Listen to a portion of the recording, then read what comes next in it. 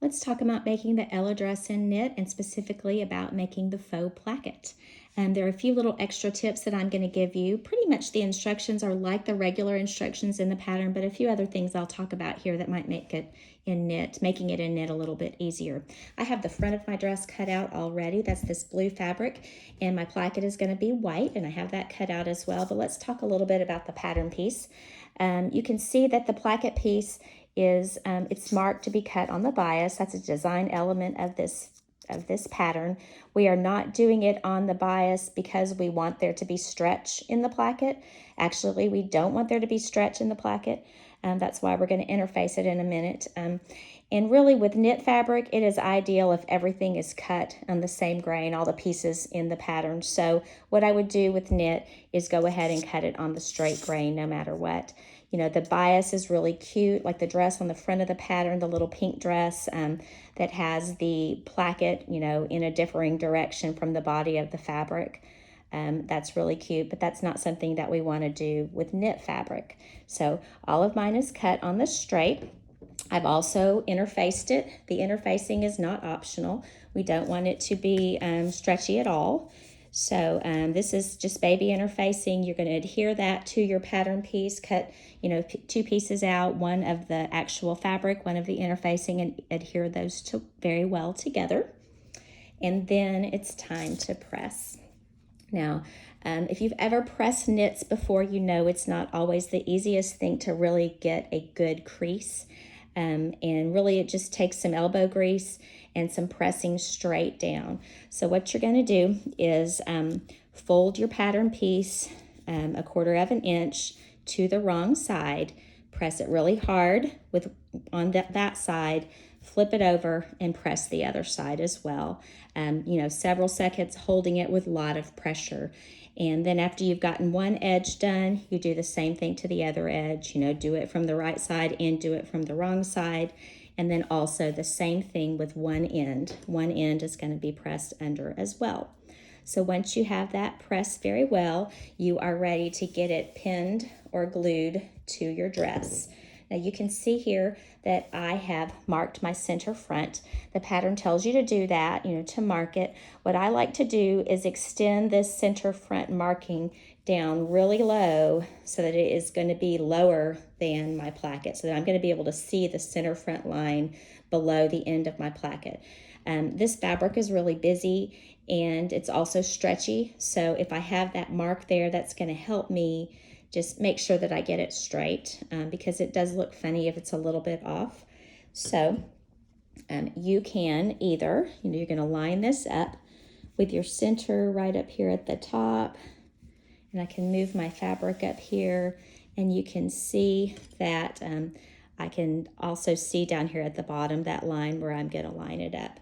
Now you of course can use pins if you would like to pin this in place, or if you're like me, you can use a glue stick. I find these to be really nice to use. I have found it in making this particular thing. So if you have one, get it out and give it a try. But what you're going to do, and it may be a little bit tricky to get it, actually it may be tricky for me to show you this with this camera, but you are just going to glue along the edge, along that folded edge on the wrong side. I've got some glue right on there, and then I'm going to just press it, get it centered right in place. And so I've pressed that down a little bit. I'm going to get a little pin to secure it, and then I can continue. I can lift this up and glue it down the rest of the way. And you can secure it with a few pins along there as well. So go ahead and get it secured whichever way you would like, with pins or with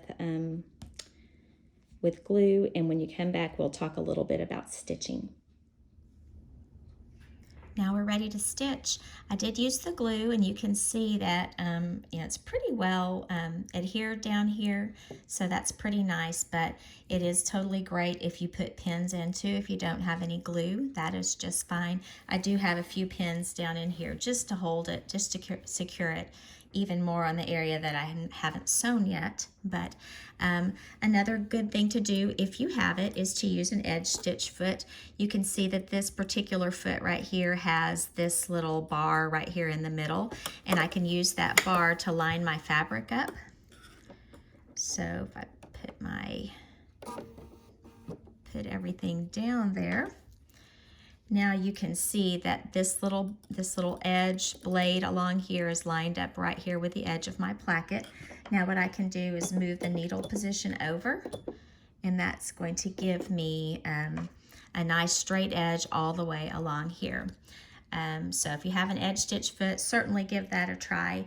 The other thing to talk about is if you have the option, decreasing your presser foot pressure is always a good thing if you're sewing with knits.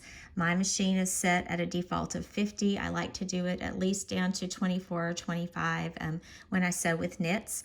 Sometimes, like if you have a computerized machine, you would do that on the screen.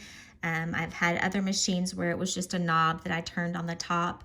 Not every machine will allow you to do that, but if you do have that, give it a try, because it really helps keep the fabric from spreading out so much as you stitch. Also, we are top stitching this, which means that our stitch length needs to be right at 3. So let me get back here closer to the beginning, and we will just begin stitching here, or I will. So what I'm gonna do is just get started. And as long as I keep that blade right there along the edge, my everything will stay nice and straight. We're not gonna, this isn't gonna take very long to do here, so I'm just gonna do the whole thing on the camera. But now when we get down to the bottom, I'm gonna stop with my needle down, and I can raise my presser foot, twist this around, and then put my presser foot back down and continue to stitch. Presser foot down again, pivot, and I can go all the way back up to the end. Having that presser foot pressure a little bit less really does help keep everything from stretching out so much as it goes up underneath. So now I can take that out, and you'll be able to see it's stitched in place there all the way down.